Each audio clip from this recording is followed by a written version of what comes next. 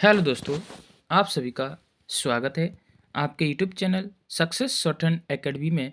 आज हम लेके आए हैं 80 WPM डिक्टेशन रामधारी गुप्ता खंड 1 प्रतिलेखन संख्या 57 एंड प्रतिलेखन संख्या 58। तो दोस्तों, डिक्टेशन स्टार्ट होगी 5 सेकंड बाद। स्टार्ट।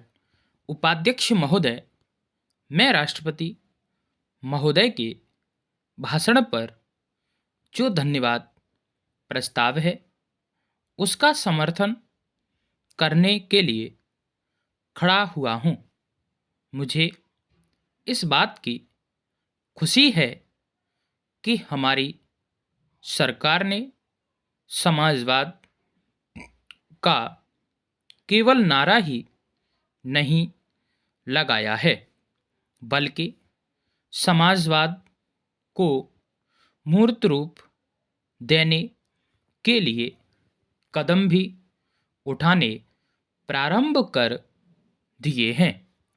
सबसे बड़ी बात तो यह है कि गरीबी हटाओ, गरीबी मिटाओ यह केवल आंदोलन ही नहीं रहा, बल्कि इसको कार्यरूप में परिणत करना भी आरंभ कर दिया है।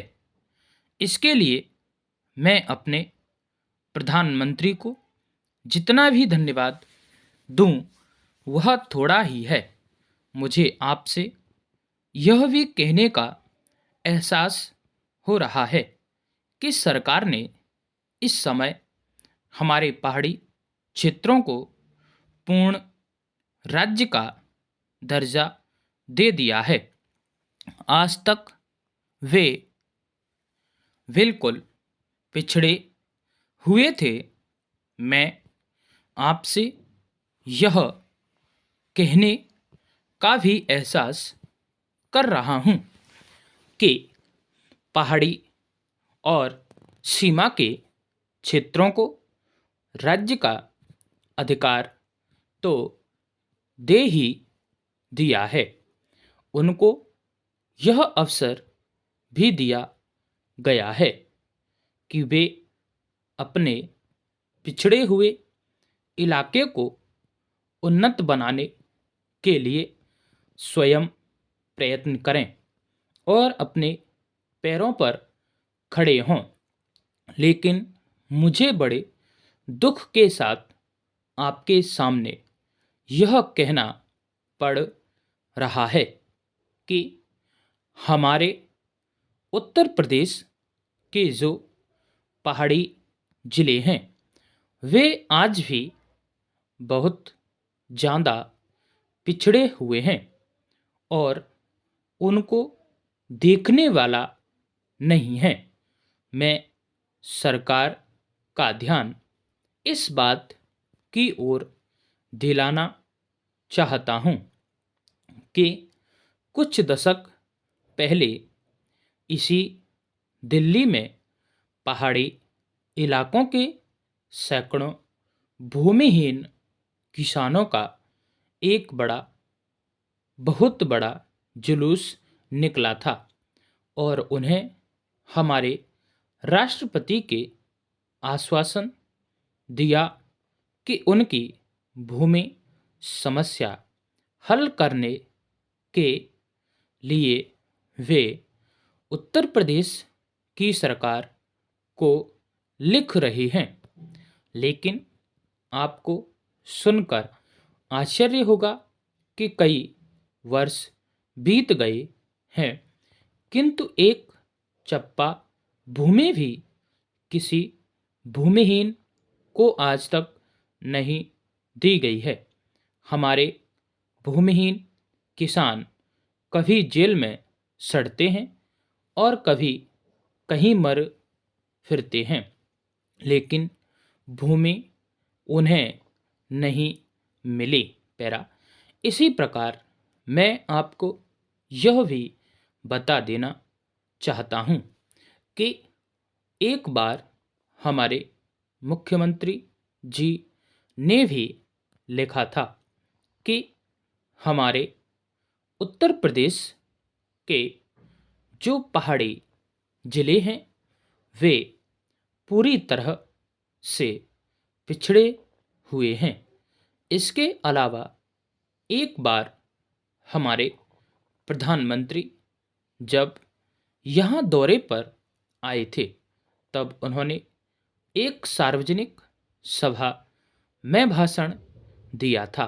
पैरा उपाध्यक्ष महोदय, अपने भाषण में उन्होंने कहा कि मैंने आज तक ऐसी गरीबी के दर्शन नहीं किए जैसा कि मैं देख रहा हूँ।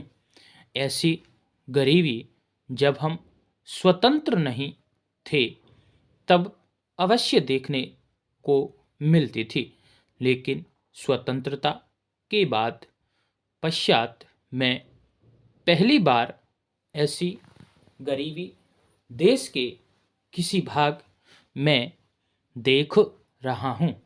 देश के विकास के काम को बढ़ाकर ही ऐसी गरीबी हम हटा सकते हैं।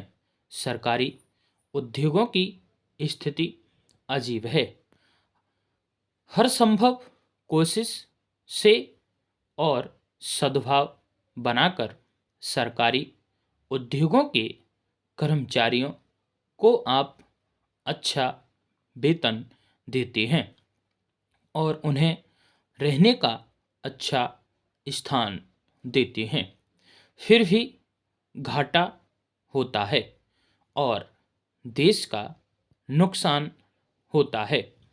कारण क्या है?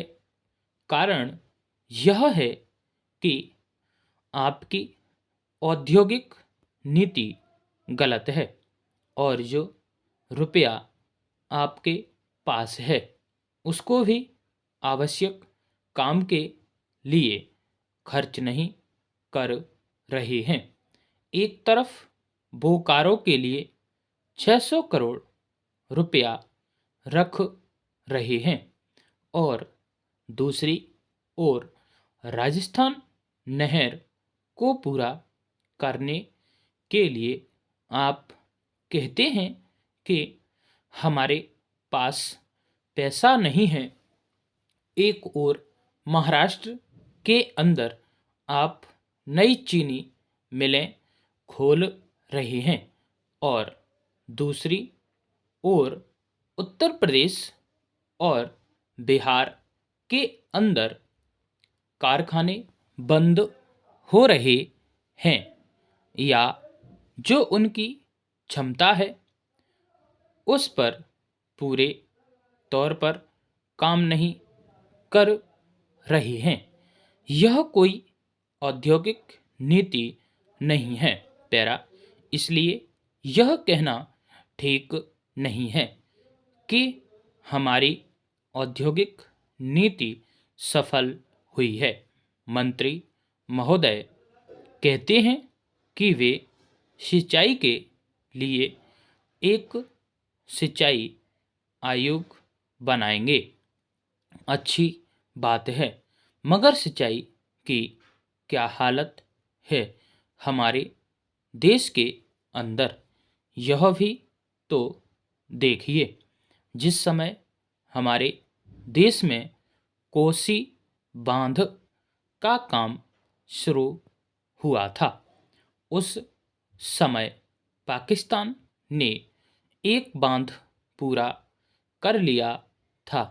वहाँ उससे सिंचाई हो रही है और हमारे यहाँ इसका काम आधा भी नहीं हुआ है। राजस्थान नहर शुरू हुए कितने वर्ष हो गए हैं, परंतु अभी भी वह बनी नहीं।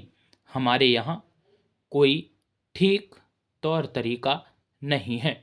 मंत्रियों और सांसदों के मकानों के लिए करोड़ों रुपए निकल सकते हैं, मगर देश के उद्योग के लिए, देश के विकास, किसान और मजदूर के लिए जो रुपया वह नहीं मिल सकता, उसके लिए रुपया नहीं दे सकते हैं। यह कोई उद्योग नीति नहीं है, यह एक खिलवाड़ किया जा रहा है। मैं कल सदन को बतला रहा था कि कुछ सड़कें विश्व बैंक की सहायता से बनने वाली थी।